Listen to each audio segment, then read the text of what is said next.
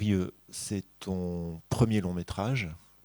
Et ce que je trouve vraiment très, très fort, c'est que tu as vraiment un parcours de. euh, Enfin, auparavant, tu as fait très peu de films, tu as un parcours un peu d'autodidacte, tu fais beaucoup de musique, mais, mais d'imaginer que c'est quasiment, en fait, en réalité, quasiment ton premier film. Pas tout à fait, parce que souvent on dit c'est un premier film, parce qu'on parle d'un premier long métrage. Mais en règle générale, enfin, pour moi, ça me fait toujours un peu sourire. C'est pas du tout le premier film. Le premier long métrage, certes, mais il y a souvent des années et plusieurs films. Mais toi, c'est vraiment le cas, Oui, voilà. quasiment. Ouais.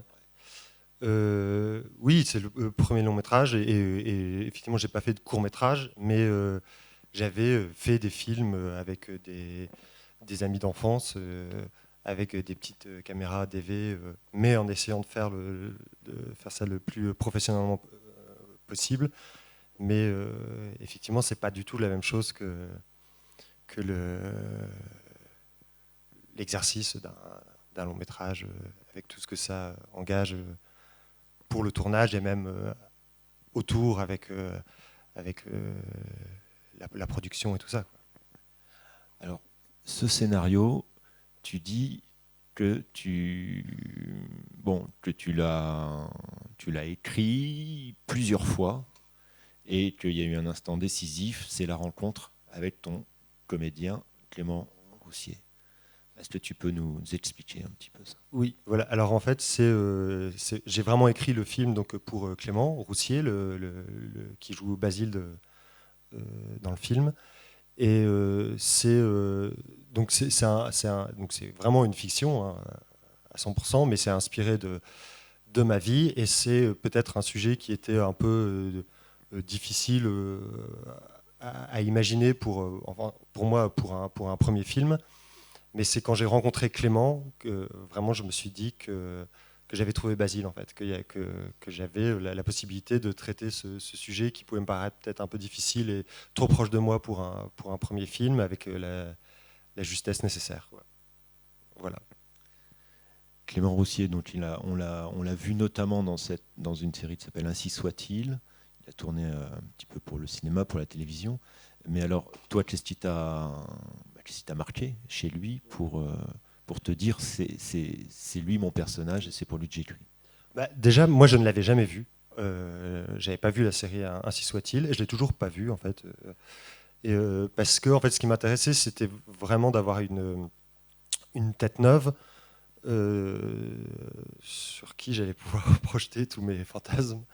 Et, euh, et, euh, et en fait, après, oui, donc c'est que quand j'ai rencontré Clément, ce qui m'a plu en lui, c'est que je trouvais qu'il avait vraiment c'était un peu tout en fait. Je trouvais qu'il avait une musique dans sa façon de s'exprimer, qu'il y avait aussi quelque chose de très physique, un corps de cinéma pour moi. Et pour spécialement le personnage de Basile, c'était moi très simplement son regard. Je trouvais qu'il avait dans le regard autant de singularité que d'intelligence et une grande douceur et également quelque chose de très électrique. Et bon, ça fait déjà beaucoup et ça me suffisait.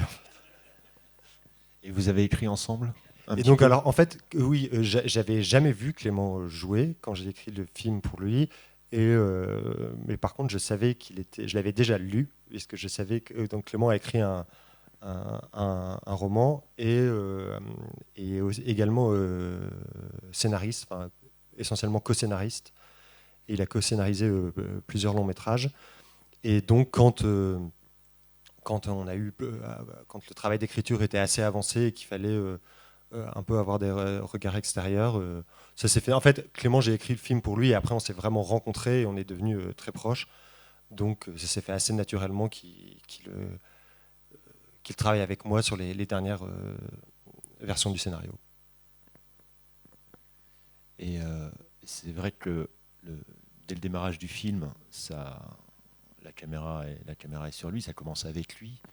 Et moi, je sais que c'est ce qui qui m'a capté immédiatement l'énergie, l'intensité qu'il y avait dans ce personnage.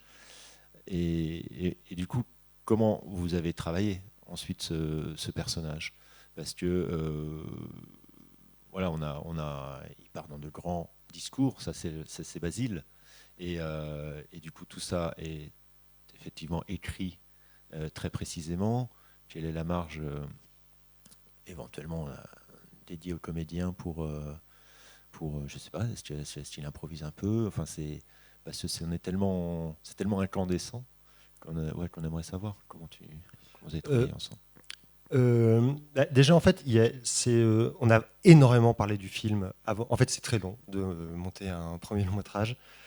Donc, entre le moment où Clément a lu la première version du scénario et où le film s'est fait, il y a quand même plusieurs années.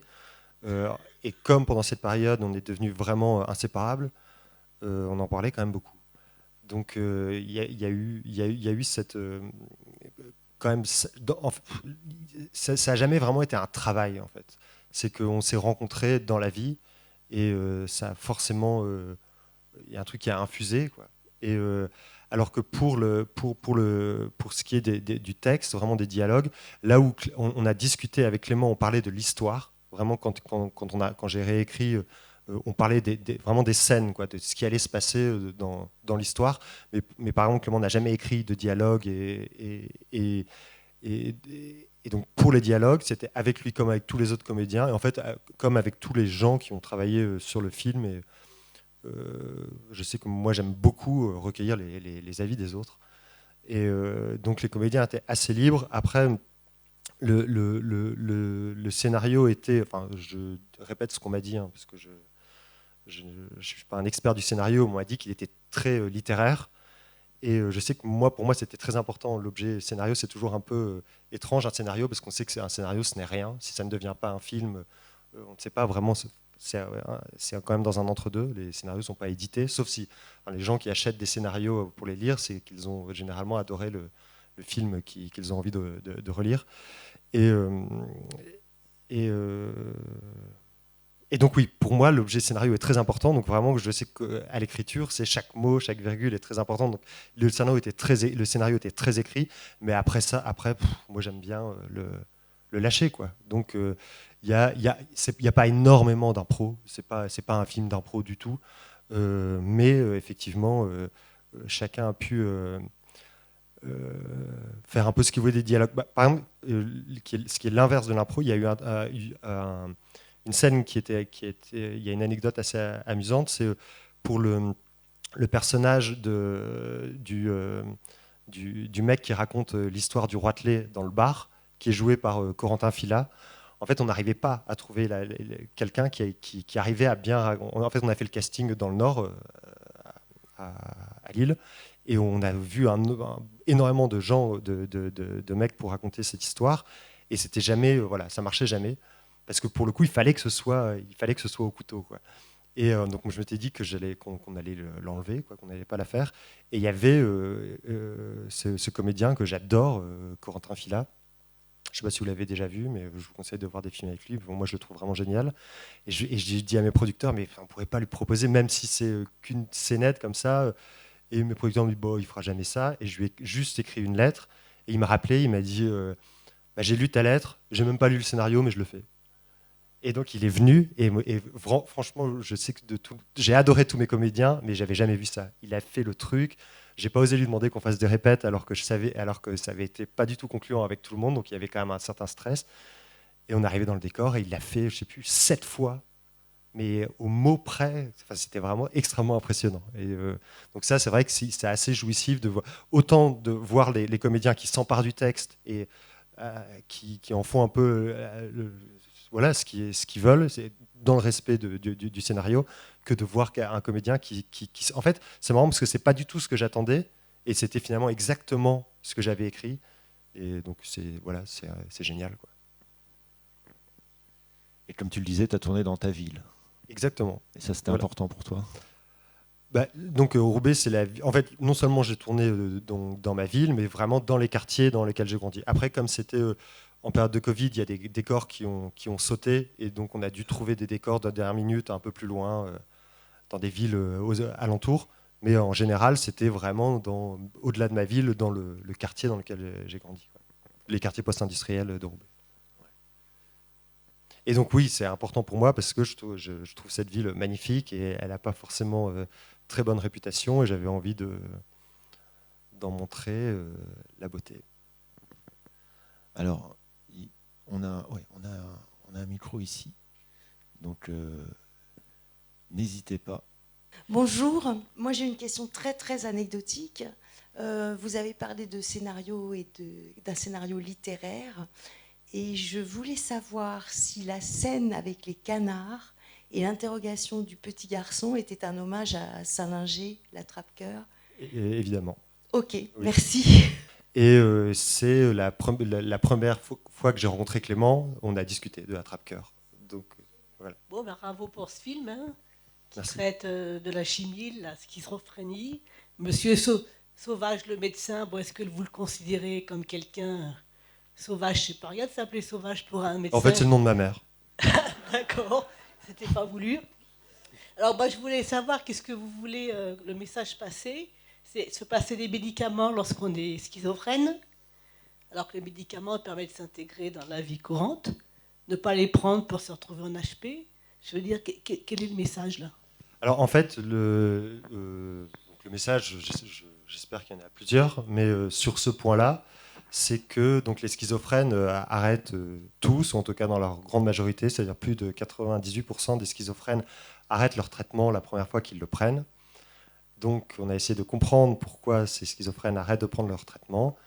Apparemment, il est assez difficile d'avouer qu'on est schizophrène. Donc prendre un traitement nous ramène à cette maladie. Donc les schizophrènes, en fait, lorsqu'ils prennent le traitement, au-delà du fait que ça engage des effets secondaires lourds, ça les ramène à leur état de schizophrène, qui est, selon moi, une maladie inavouable. Et donc en arrêtant, en se pensant guéris, la première fois que les schizophrènes prennent leur traitement, lorsqu'ils se sentent guéris, ils pensent qu'ils ont peut-être la chance de, en fait, ne pas être schizophrène de cette maladie inavouable, et donc ils arrêtent leur traitement. Et je pense que si cette maladie était un petit peu plus comprise et acceptée, peut-être que les schizophrènes n'arrêteraient pas de prendre leur traitement et pourraient vivre avec. Premièrement, bonjour, et, je vous remercie pour ce film. Je souhaite qu'il soit vu autant que faire se peut parce que je l'ai trouvé très très beau. Et je voulais vous demander d'où vient votre, là vous en avez parlé un petit peu, votre intérêt pour la schizophrénie, comme vous disiez que c'était inspiré de votre vie. J'ai eu des malades schizophrènes dans mon entourage proche, et c'est vrai que à leur contact, j'ai trouvé une façon de vivre et de voir la vie très différente et selon moi inspirante. Et en fait, c'est assez compliqué d'en parler parce que je trouve que ça fait cliché, mais vraiment, j'ai trouvé qu'il y avait une poésie que je retrouve évidemment chez beaucoup de personnes dites normales, en tout cas non malades, mais ce qui n'est pas forcément ce qui est mis en avant dans la société aujourd'hui et que je trouve très normé, très rapide. Et j'ai l'impression que ce que j'ai pu trouver chez ces gens-là était une façon de voir la réalité différente, et donc au-delà des aspects négatifs, une vraie poésie, un enrichissement. Et quand je vois comment est perçue cette maladie, je trouve que ça m'interpelle en fait, et il me paraît assez important d'en parler, de dire à quel point ces personnes peuvent être enrichissantes. Et au-delà de ça, moi j'ai l'impression qu'elles sont nécessaires, que de savoir que des personnes sont dites plus fragiles et même explosent, comme ce qui se dit, pour employer le champ lexical qui est utilisé quand on parle de ces malades. En fait, moi, je suis convaincu qu'en fait, c'est comme une sorte de sacrifice nécessaire à l'équilibre de la société telle qu'elle est construite aujourd'hui, et que ce serait bien qu'il soit un peu mieux considéré. Merci beaucoup pour ce film. Moi, il m'a complètement transpercé. Voilà. Et j'ai été très impressionnée par le rôle par le personnage de la sœur et de son regard. Et je sais pas, je vous ai vu, vous.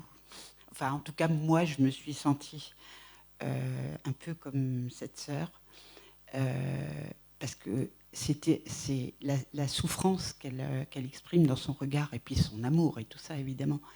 Mais c'est quand même, enfin, ce que je voudrais dire là, je ne sais pas ce que j'imagine, vous avez voulu exprimer quelque chose là-dessus, c'est que c'est terrible de regarder, enfin, d'être témoin de la souffrance de celui qui est, ou de celle qui est schizophrène. Et voilà, je voulais juste dire que moi, le personnage, lui, m'a aussi... Mais la sœur, voilà, ça m'a carrément... Voilà. Merci. En fait, la première version du scénario, elle était vraiment construite. Enfin, là, le film est encore construit sur la relation frère-sœur, mais ça avait encore une plus grande place, parce que dans les premières versions, il n'y avait pas de corps médical, il y avait presque pas d'évocation des médicaments. Enfin là, ça commence à être un peu loin, parce que comme je vous l'ai dit, c'est assez long de faire un film, mais c'était vraiment sur les rapports humains, uniquement sur les rapports humains, et c'est après en recueillant des avis extérieurs que je me suis rendu compte que les gens ne connaissaient pas du tout cette maladie, et qu'on a voulu un petit peu plus matérialiser le côté médical, pour que ce soit, en fait, pour que ce soit qu'il y ait quand même un minimum de connaissances d'informations sur la maladie, pour ne pas être trop dans le vague. Mais évidemment, la relation avec la sœur. Et enfin, moi, je ne suis pas schizophrène, mais évidemment, j'ai un peu vécu ce genre de situation. Et donc, c'est ce qui m'a inspiré. Et pour revenir à ce que vous disiez au début de votre intervention, c'est comme ça qu'on l'a choisi. C'est que je voulais, comme je disais tout à l'heure, moi, ce qui m'a interpellé chez Clément, c'était vraiment son corps, cette dimension physique qu'il avait. Et en fait, Clément, il bouge beaucoup, il parle beaucoup, même dans la vie, il prend beaucoup de place. En fait, je voulais, pour sa sœur, je voulais quelqu'un qui puisse lui rendre l'appareil en un regard, quoi. Et Marine, elle a ce truc hyper présent, immobile, comme ça, en un regard, elle a une présence immense comme ça. Et donc c'est ce qui nous a amené à la choisir, elle, pour incarner cette sœur. Oui, pour continuer, parce que moi je suis donc concerné par une personne très proche.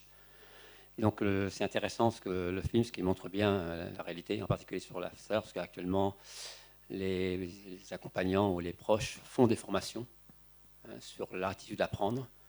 Et j'étais étonné justement que ce personnage naturellement a ces formes d'attitude.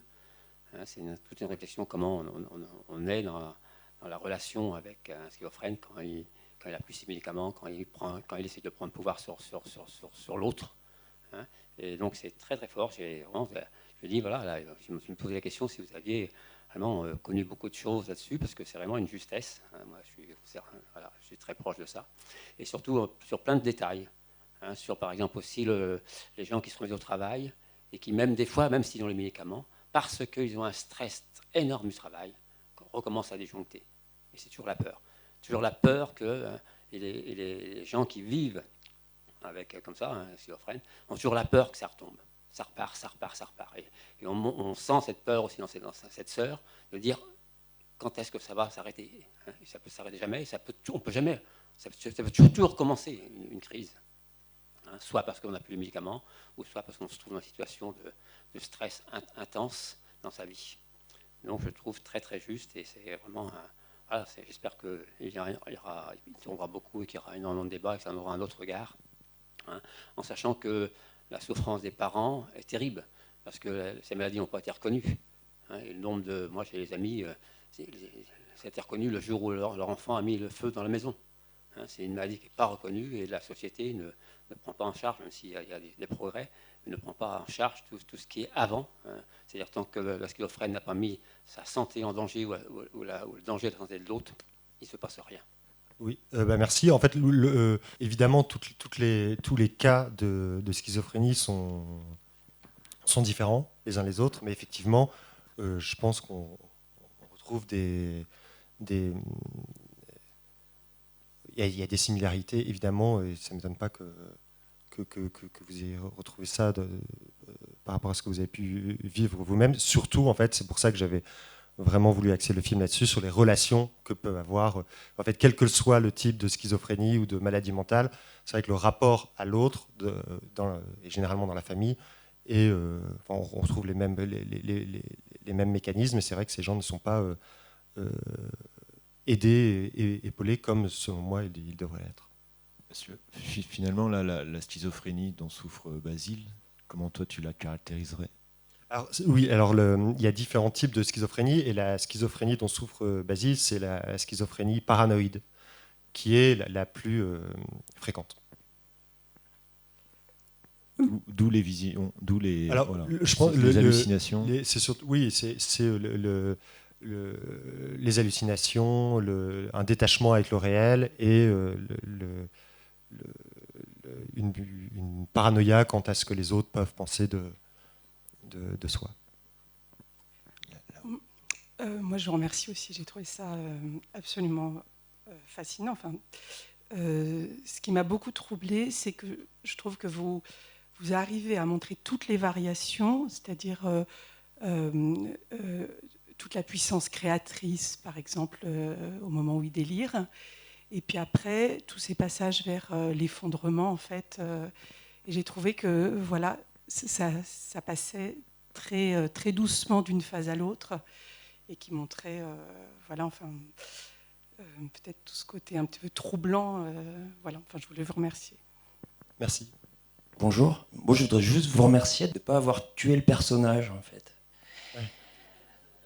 À la moitié du film, je me suis dit que vous alliez m'embarquer dans un traquenard dramatique où la fin était inéluctablement la mort. Et je vous remercie aussi d'avoir joué avec cette peur du traquenard que j'avais, parce que quand il monte sur la tour et qu'il s'endort, vous m'avez apaisé.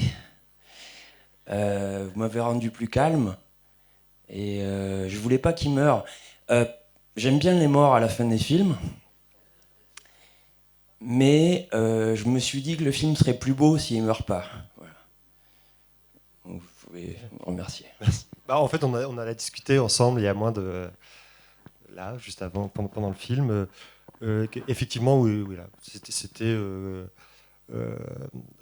moi, j'ai l'impression que la fin est heureuse quand même, et ouverte, et je sais que ça peut paraître aussi sombre qu'il soit quand même à l'hôpital à la fin, mais moi je pense qu'il peut aussi s'en sortir. Enfin, au début, il sort de l'hôpital et ça ne se passe pas bien. Enfin, il cache sa maladie, et moi j'espère que là, cette fois-ci, ça pourrait être autrement. Ça pourrait être autrement si les choses changeaient.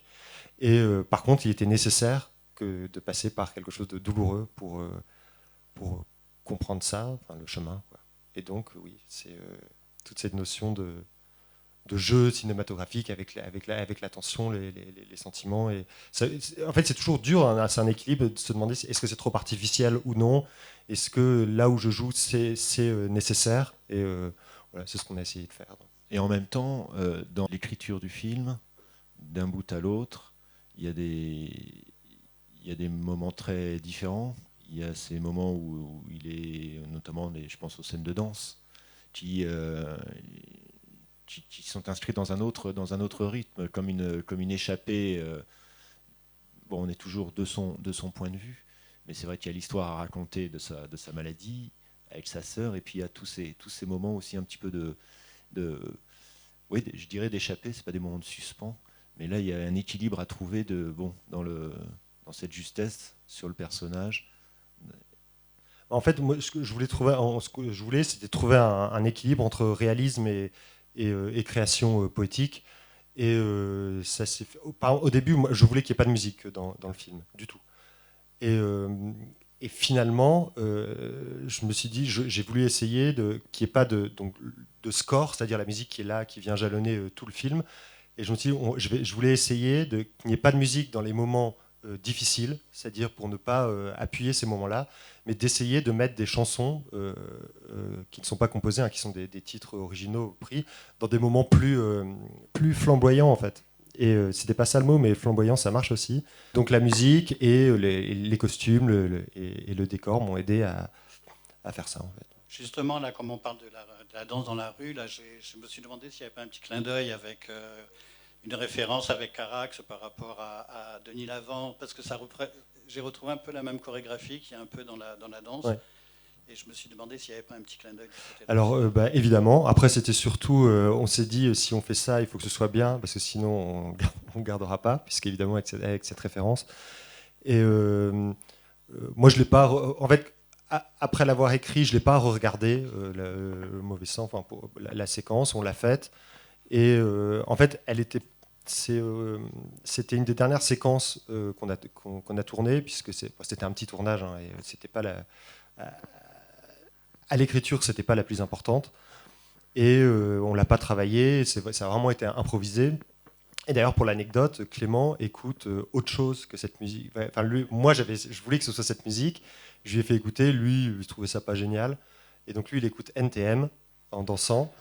Et après, juste après, je l'ai tout de suite calé pour voir. Et je me suis dit, mais non, mais ça marche quand même. J'ai l'impression que ça marche. Et donc oui, effectivement, c'est une référence à Mauvais sang de Los Carax. Et quand il danse avec le petit, c'est une référence à Paris, Texas. Bon, moi, je reprends la parole par rapport à ce que vous m'avez répondu tout à l'heure par rapport à la chimie. Moi, j'ai rencontré aussi des gens schizophrènes. Et forcément, quand on prend des médicaments, on va mieux. Donc on croit qu'on est guéri. Mais c'est le fait de prendre de la chimie qui en a cette sensation. Et après, je voulais vous interpeller sur la scène au restaurant avec sa sœur. Et sa sœur va pas bien quand son frère va mieux. Donc, et cette scène du gorille dans les toilettes, je veux dire, est-ce que vous pensez pas, est-ce que vous avez pas, est-ce que sa sœur n'existe pas aussi par rapport à son soutien à son frère? Ça. Alors ça, c'est très intéressant. Moi, je suis convaincu qu'il y a de ça dans tous les rapports humains, un équilibre qui se crée, et que quand on devient important pour quelqu'un, même si je pense qu'au fond d'elle, elle a envie qu'il guérisse, il y a inconsciemment un épanouissement à être nécessaire pour quelqu'un. Donc c'est à elle de trouver son équilibre par la suite, mais effectivement, c'est plus complexe que de dire que la sœur a envie qu'il aille mieux, évidemment. Et est-ce que vous pouvez nous parler de la magnifique lumière de Georges Le Chaptois qui porte tout le film jusqu'à la dernière image où il y a une petite étincelle là? Alors, Georges Le Chaptois, c'est très simple. Comme je n'ai aucune connaissance en lumière, en photographie, j'ai proposé à Georges Le Chaptois de faire le film parce que j'avais adoré sa photographie sur le film Belle Épine de Rebecca Zlotowski. Et je lui ai demandé s'il pouvait faire à peu près la même chose pour moi à Roubaix. Et donc on allait discuter. Il m'a dit ouais, on peut faire à peu près le même genre de choses. Je voulais que ce soit électrique en fait. Que Belle Épine, j'avais trouvé que c'était un film très nocturne et très électrique, et j'avais jamais vu moi une lumière comme ça. Et le problème, c'est qu'à Roubaix, les lumières sont encore du sodium. En fait, elles sont rouges, oranges, enfin jaunes. Ouais, elles sont pas blanches. Et donc, ce n'est pas exactement la même lumière que ce que j'avais dit de façon un peu frontale à Georges. Mais il y a ce truc entre réalisme et électricité. Et en fait, notre collaboration, elle a été extrêmement simple, puisque on a discuté beaucoup en amont. Et ensuite, une fois avant la première séquence qu'on a tournée en intérieur, pour trouver la tonalité en intérieur. Puis une fois, quand on a fait les premières séquences en extérieur à Roubaix. Et ensuite, pour le reste du film, on se faisait des clins d'œil, quoi. Donc je suis vraiment ravi, quoi. Ravi d'avoir pu travailler avec lui sur la lumière. Et le traitement dans la dernière scène, justement. Et donc l'idée dans la dernière scène, c'était que tout s'éclaire à la dernière seconde avant de quitter ces personnages, s'il y avait un doute sur la possibilité d'un futur plus lumineux. Puisque c'est quand même dur, oui, de se retrouver de finir dans un hôpital. J'avais envie de mettre une tonalité plus lumineuse à la fin. Je vous remercie, ce film est extraordinaire, mais je pense que c'est votre premier film et je pense que vous le portez déjà tout fait dans votre tête depuis longtemps. Et finalement, c'est comme les peintres, quoi. Et on a l'impression qu'ils font rien, puis le jour où ils arrivent à faire quelque chose, C'est pas en 3 secondes qu'on a fait le tableau, mais on le porte déjà. Oui. Par contre, je voulais vous poser une autre question, c'est sur le rôle de l'enfant dans le rapport avec... puisque finalement, c'est le regard tout simplement de l'enfant qui n'a aucune appréhension, qui lui dit non, il n'y a rien dans le ciel, qui tout d'un coup le ramène à sa réalité. Et donc elle est en réalité, puisque votre film a l'air vraiment de connaître les choses, quelle est la réalité justement du rôle des enfants avec des gens malades, quoi. Ça, j'en ai aucune idée. J'ai jamais. Non, mais c'est vrai, j'en ai aucune idée. J'ai pas. Moi, les schizophrènes que j'ai rencontrés n'avaient pas d'enfants. Moi, ce qui m'intéressait, c'était que Basile, lorsqu'il se soigne et qu'il rencontre Élodie, je souhaitais que lui se retrouve dans la position de pouvoir aider, donc à l'opposé du rapport qu'il avait avec sa sœur. Et donc, je voulais trouver un équilibre parce que ça me faisait peur de prendre cette figure de la mère célibataire, Élodie, qui est roubaisienne, qui est apparemment dans une situation pas très confortable, mais ça me permettait de pouvoir mettre Basile dans la situation opposée de celle qu'il caractérisait jusque-là, de voir qu'il était capable de l'endosser, et dans le rapport à l'enfant, de voir qu'en fait il pouvait vraiment être donc, cette figure de personne qui est donc d'amant, et on voit que ça se complique, de personnes qui puissent avoir un travail, jusqu'à montrer qu'il pourrait être même un père, ce qui est finalement quelque chose l'étage au-dessus, quoi. Et au-delà de ça, ça me permettait de pouvoir reprendre les motifs, le champ lexical de l'enfance qu'il a avec sa sœur, et donc de faire un parallélisme vraiment entre les rapports qu'il a avec sa sœur, puis avec Élodie, et avec sa sœur, puis avec le petit, et comment sa maladie, le regard que les autres pouvaient avoir sur lui, pouvait évoluer. Et notamment, l'enfant, c'est lui qui lui dit qu'il n'y a rien dans le ciel, mais c'est aussi lui qui lui dit que ses mains tremblent, alors que lui n'a également aucun... Je pense qu'à ce moment-là, quand il lui dit « Pourquoi tes mains tremblent ?», c'est une observation qui est totalement innocente. Et Élodie a vu aussi que sa main tremblait quand il était dans le bar, mais elle ne le dit pas, puisque c'est une adulte. Et donc ça m'intéressait de pouvoir avoir ce regard enfantin. C'est l'environnement. C'est ça le problème de la maladie. C'est parce qu'on a toujours peur de choses qui pourraient arriver, comme dans votre film, on est vraiment angoissé. Mais en fait, c'est le problème de l'autre, celui qui voit. Et en fait, cette maladie, comme toutes les maladies finalement, qui ne se voient pas. Hein, si on a un bras cassé, un bras coupé, on le voit. Ouais. Mais après, la différence, c'est qu'il y a la schizophrénie, on est censé pouvoir vivre avec. Il y a beaucoup de maladies dont on meurt à très court terme. Alors que la schizophrénie, c'est vraiment le regard des autres, puisque sans le problème du regard des autres, elle se soigne. Si on prend son traitement, on peut quand même vivre avec. Donc oui, et d'ailleurs, ce n'est que... parce que c'est un geste de dire qu'il faut vivre avec des médicaments. Moi, je ne dis pas qu'il faille vivre avec des médicaments partout, tout le temps. Moi, c'est ce que j'ai pu observer en France au début du XXIe siècle pour un schizophrène. Je ne sais pas si Basile allait vivre au nord de la Finlande avec les animaux. Peut-être qu'il serait apaisé et qu'il aurait moins de crises. Donc oui, les autres ont un vrai rapport dans la façon de vivre la maladie. Ce film m'a dérangée par rapport aux violences verbales et physiques de Basile. J'étais agressée. Et oui, mais c'est la réalité de la maladie. C'est effectivement les saillies que peuvent avoir les schizophrènes, et avec aussi du langage désorganisé, des gros mots, puisque je pense qu'ils savent que c'est interdit, et que s'ils se soignaient, si on le permettait, s'ils acceptaient de se soigner, il y aurait moins de gros mots qui vous dérangeraient moins, je pense. Mais j'entends bien ce que vous dites. Et en même temps, ces scènes-là, elles ont peut-être aussi un peu une autre fonction. Enfin, bon, dans ton esprit, oui. Ouais. On pense aussi à la manière dont il vient, il déboule dans la station-service. Enfin, il a des choses à dire. aussi. En fait, c'est ça, c'est qu'au-delà de ça, il y a évidemment une vérité dans le discours de Basile et que j'ai retrouvé chez Schizophrène, une vérité, une poésie, et que lorsqu'il insulte son patron, il y a aussi un parallèle avec lorsqu'il monte sur les tables dans cette société télémarketing dans laquelle il retourne après s'être fait virer, où il a tout son discours sur les volatiles et sur le fait que, en fait, il veut prendre de la hauteur, et son discours sur sur la compétition, le fait qu'il faut toujours qu'il y ait quelqu'un plus grand que l'autre, quelqu'un de plus petit. Donc c'est désorganisé, ça peut paraître ne pas avoir de sens, mais dans le fond, ça a peut-être un petit peu plus de sens que ce qu'on croit. Et même si c'est dans la forme, pas forcément agréable, dans la forme et même visuellement dans ses gestes, je comprends que ça puisse paraître violent et pas confortable à entendre, mais il y a une vérité là-dedans. C'est plus transgressif que violent. C'est transgressif, ouais.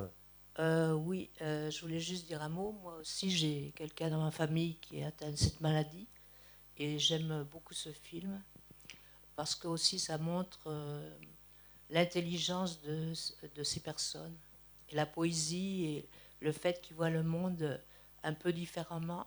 Ça nous apporte aussi quelque chose. Que quand on est dans la routine, dans la performance continuelle, comme la société nous le demande, on ne voit pas. Donc, merci d'avoir montré cet aspect. Merci. Oui, pour revenir sur la sœur, qui effectivement est missionnée vis-à-vis de son frère, puisque ses parents sont morts, on comprend bien qu'elle est la seule personne de sa famille proche, mais elle n'hésite pas à avoir un enfant.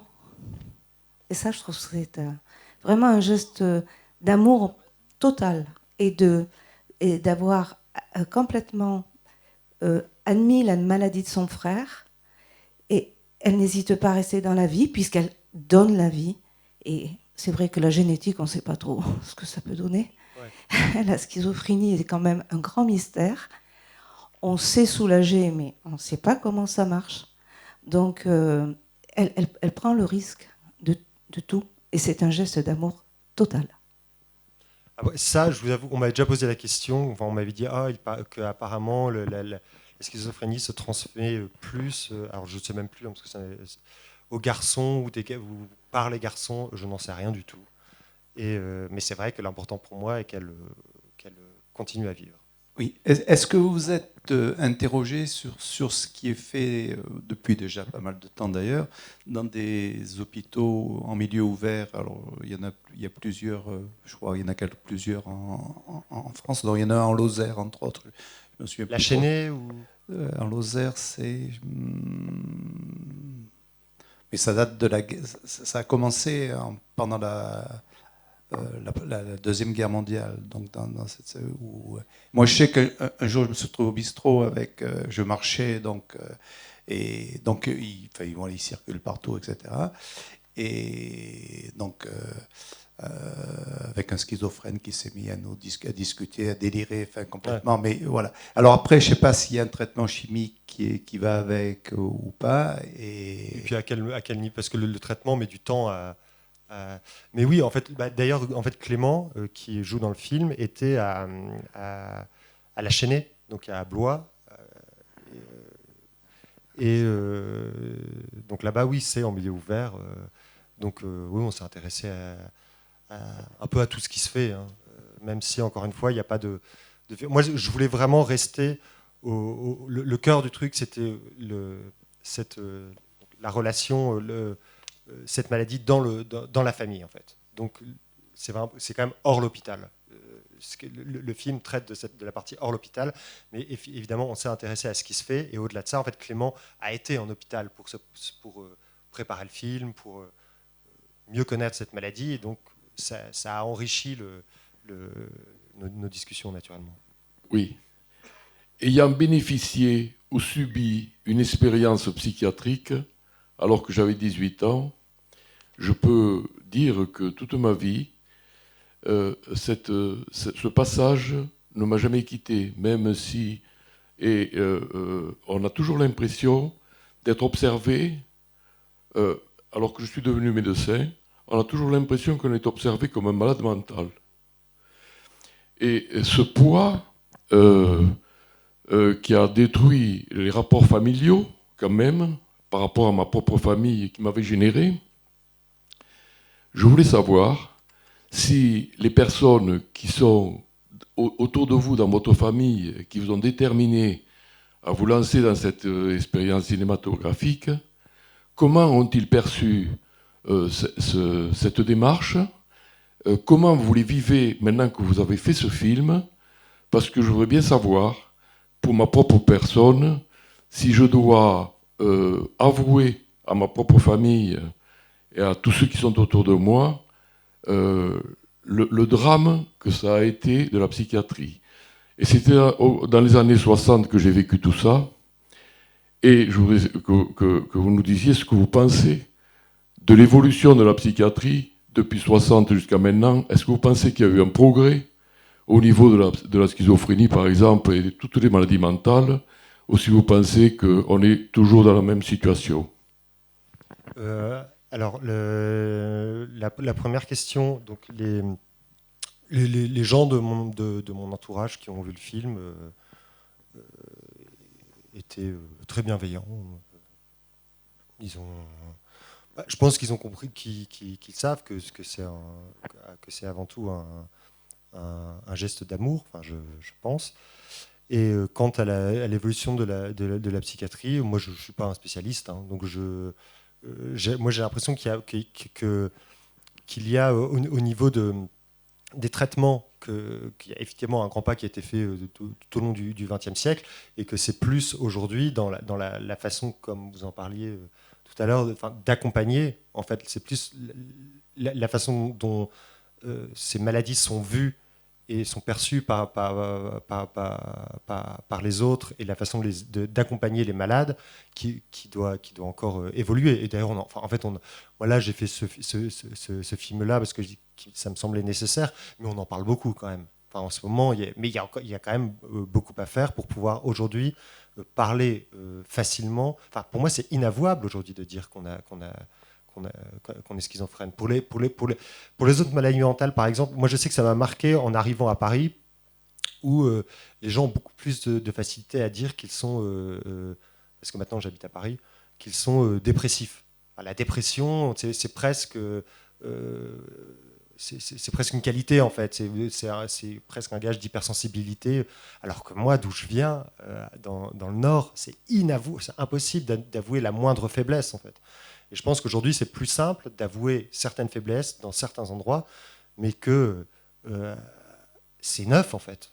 C'est assez neuf de pouvoir commencer à parler de ça, et qu'il y a certaines maladies qui sont encore exclues de cette possibilité d'aveu, et la schizophrénie en fait vraiment partie.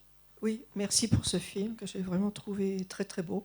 Merci. Et je lui souhaite une bonne carrière, même si ce mot est affreux. Une bonne suite. Voilà. Je voulais vous remercier aussi de la façon dont vous avez traité l'angoisse du personnage. Hein, on la ressent très très bien. Je trouve que c'est très bien filmé, avec la représentation de ces hallucinations, mais qui pour nous font métaphore en fait de la montée de cette angoisse en lui, ce ciel noir là, qui envahit Roubaix. Et je trouve qu'en tant que spectateur, on est toujours entre deux, à la fois extérieur à lui, à le regarder et à craindre, hein, dans la même position que la sœur, donc. Mais aussi on est aussi en lui. Avec lui. Et on sent monter cette angoisse et on la partage en fait. Et je trouve ça très réussi.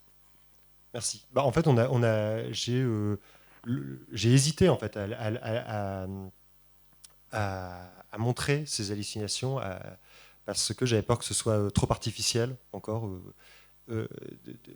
Mais comme c'est quelque chose qui c'est des moments charnières dans la vie des schizophrènes, les premières hallucinations, il m'a semblé plus juste en fait, de le faire de la façon la plus simple possible, c'est-à-dire que là on les voit que 2 fois, donc une fois au début du film pour introduire, puis en clair c'est quelque chose qui revient au moment où il arrête ses médicaments, et si ça vous a permis de comprendre son état, oui, ça me fait plaisir. Justement, moi, c'est cette scène que j'ai trouvée très juste par rapport au sujet que vous abordez de la schizophrénie, de la psychose. C'est ce moment où le ciel, comme ça s'assombrit. Et en fait, en tant que spectateur, on se dit, tiens, il y a peut-être un incendie, il se passe quelque chose donc de réel. Et on voit bien que ça n'est pas réel. Bon, moi, ça m'a fait penser à Van Gogh tout de suite en le regardant. Mais c'est justement là où vous êtes très juste, parce que quelqu'un qui bascule dans la psychose, donc qui peut être schizophrène, il n'est plus dans le réel. C'est-à-dire qu'au moment de son délire, il est dans son imaginaire et dans le symbolique. Donc la manière qu'il a de se représenter le monde et son rapport poétique au monde. Et donc cette scène, je trouve qu'elle est très forte, et comme elle réapparaît au moment où il est avec l'enfant, notamment au bord de la mer, enfin lui, il rentre dans l'eau, et l'enfant comprend bien qu'on ne rentre pas dans l'eau tout habillé, parce qu'il est éduqué, il est dans un apprentissage. Et donc le fait que lui ait cette hallucination et veuille protéger l'enfant et fuir, donc ce qui pour lui est réel, pour l'enfant ça ne l'est pas. Oui, ben non, il n'y a pas quoi. Donc en effet, ça rassure tout à fait la crise, à ce moment-là, ça fait redescendre. Et justement, il y a cette justesse, puisque cette scène arrive au moment final où il va commencer à accepter son état et comprendre qu'en effet, il a besoin d'aide et de soutien. Parce que comme vous disiez, la problématique de basculer comme ça dans la folie, qui est un refuge en fait, parce que c'est quelqu'un qui est dans le désespoir, dans l'hypersensibilité, et c'est un refuge. Et on peut tous basculer dans cet état-là, en fait. Parce qu'on l'a tous vécu en étant enfant, ce qu'on appelle la phase schizoparanoïde. Enfin, Mélanie Klein en parle très bien. Et en fait, on l'a tous vécu avant le langage. Et donc, justement, c'est le fait d'entrer dans le langage et de parler qui nous enlève de cet espace-là, mais on l'a vécu. Ça fait partie de nous. Et ce que vous disiez sur l'aspect sociétal, je trouve qu'il est très juste, parce qu'il y a beaucoup de cultures, notamment chez les chasseurs-cueilleurs, où quelqu'un qui a comme ça cette bascule dans l'état psychotique, on va dire qu'il est chaman ou magicien, ou voilà. Enfin, on va lui donner en tous les cas un autre statut.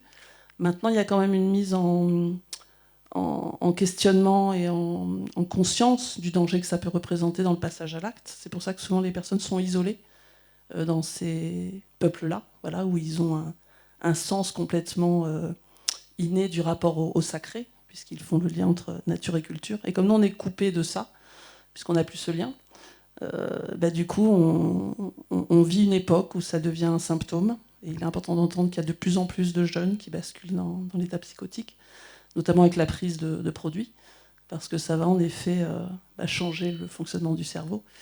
Mais quand même, je trouve que la scène dans l'open space est très importante, parce que comme vous l'avez amené, lui, il arrive dans son délire, dans ce qu'il dit, à dire une vérité quand même. Une vérité parce qu'à un moment donné, on vit dans une société totalement dénaturée, qui a un fonctionnement totalement pervers. Et quelqu'un qui est psychotique, hypersensible, il est totalement connecté à ça. Et c'est par le délire et parfois l'agression verbale ou l'agression physique, le passage à l'acte en tous les cas, que cette personne va montrer et donner à voir ce qui ne va pas en fait. Mais ça ne va pas, donc c'est bien un symptôme.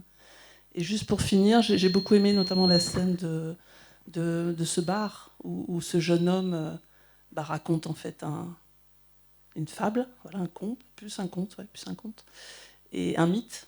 On est plus sur la notion du mythe. Et justement, lui, il est connecté tout de suite. Il a compris que ce type était complètement barré, quoi, en fait. Il le sait. C'est une évidence pour lui. Et en même temps, après, il l'agresse. Et moi, ça m'a surprise, parce que je me suis dit, il a cette lucidité. Il sait à qui il a affaire. Et il va quand même l'agresser après. Puis il se recroise dans la rue. Et ça fait penser un peu des scènes de cow-boy. Enfin, il s'observe. Enfin, j'ai pensé à ça. Et je me dis que ce personnage-là est intéressant aussi, parce que c'est-à-dire que lui, il est connecté à cette réalité, donc peut-être qu'il le vit, mais lui, il n'a pas basculé. Voilà. Et enfin, j'ai trouvé qu'il y avait quelque chose de, je ne sais pas si c'est voulu ou pas, mais un lien entre ces deux personnages que j'ai trouvé très, très fort. Donc beaucoup de justesse pour moi dans ce sujet. Voilà. Donc je vous remercie pour ce film. Merci.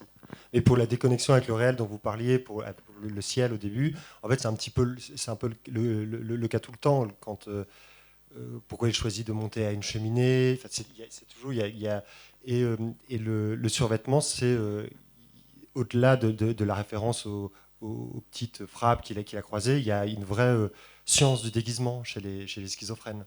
C'est vraiment le détachement au réel partout. Et comme chez l'enfant, c'est exactement. Voilà, c'est exactement pareil.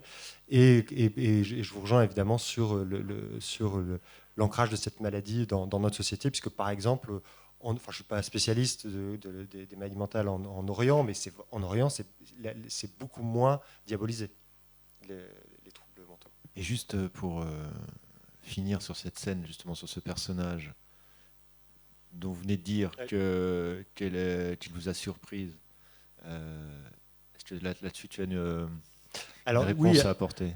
Oui, en fait, moi, ce qui m'intéressait, c'était à un moment vraiment de confronter frontalement Basile à un rejet. Vraiment, parce que c'est vrai que dans il est avec sa sœur, donc on voit, c'est des gens là, il est vraiment confronté frontalement donc il est en société et il est rejeté par cet autre qui alors que l'autre souffre ou non, en tout cas des mêmes travers, il les connaît. Et d'une part, ça m'intéressait qu'il soit confronté à ce rejet là dans cette séquence-là, et plus tard, quand ils se recroisent, alors que Basile l'a déjà agressé, en fait, qu'il le méprise totalement. C'est-à-dire qu'ils se croisent et l'autre s'en va, et c'est ce qui entraîne en partie la motivation à Basile d'aller rechercher dans la séquence suivante, il retourne au travail, enfin à l'espèce de marketing pour reprendre sa place. Oui, juste pour le terme de roitelet, parce que c'est lui, en fait, quand il fait son show, quoi. Et donc c'est narcissique, là, et c'est son ego. Et l'autre fait l'effet miroir, elle lui dit, mais attends, moi je vais te la raconter, la véritable histoire, parce que je sais qui tu es, ce que tu ne dis pas, ce que tu refuses de voir, et moi je te le mets en pleine face, quoi. Mais par le mythe. Ouais. Donc et surtout il y a du sens. Voilà, ça quand Basile dit, je suis un roitelet, clairement, il dit n'importe quoi. Je crois qu'on va conclure. Mais quand même important de revenir à des choses pragmatiques.